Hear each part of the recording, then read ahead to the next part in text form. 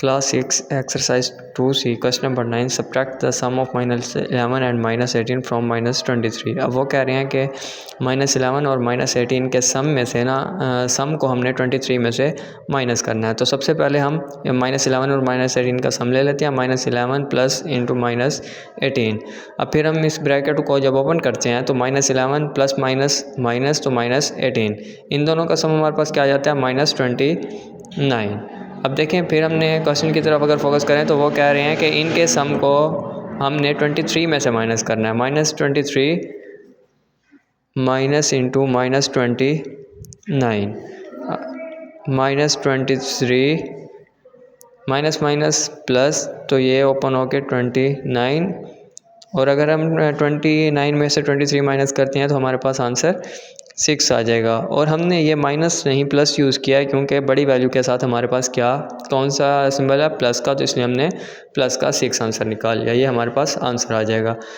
Next हमारे पास multiply -17 by -1 is the product the negative -17 -17 1 17 होता है, माइनस माइनस प्लस हो जाता है, लेकिन वो कह रहे हैं नेगेटिव। इसका नेगेटिव अगर हम लेते हैं तो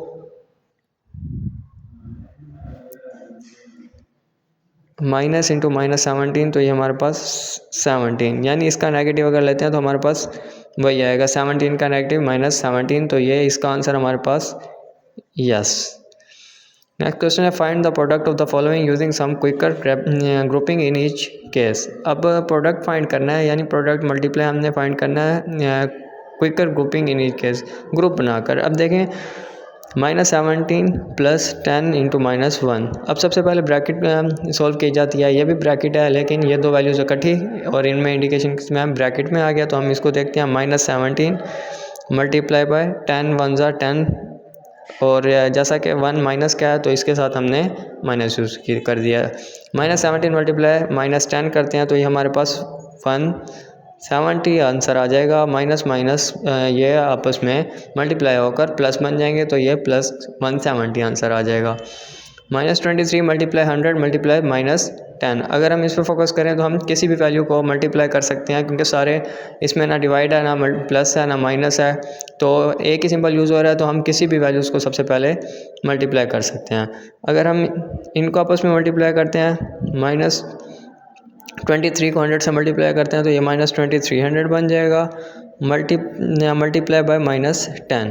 अब ये माइनस माइनस फिर से प्लस हो जाएगा। 2300 को जब 10 से मल्टीप्लाई करते हैं तो ये हमारे पास 23,000 आंसर आ जाएगा, लेकिन ये प्लस का आंसर आएगा। नेक्स्ट क्वेश्चन है हमारे पास 29 मल्टीप्लाई बाय -50 मल्टीप्लाई बाय -200। फिर भी मल्टीप्लाई हम किसी भी वैल्यूज़ को सबसे पहले मल्टीप्लाई कर सकते हैं, तो हम पहले -50 और -200 को मल्टीप्लाई कर लेते हैं।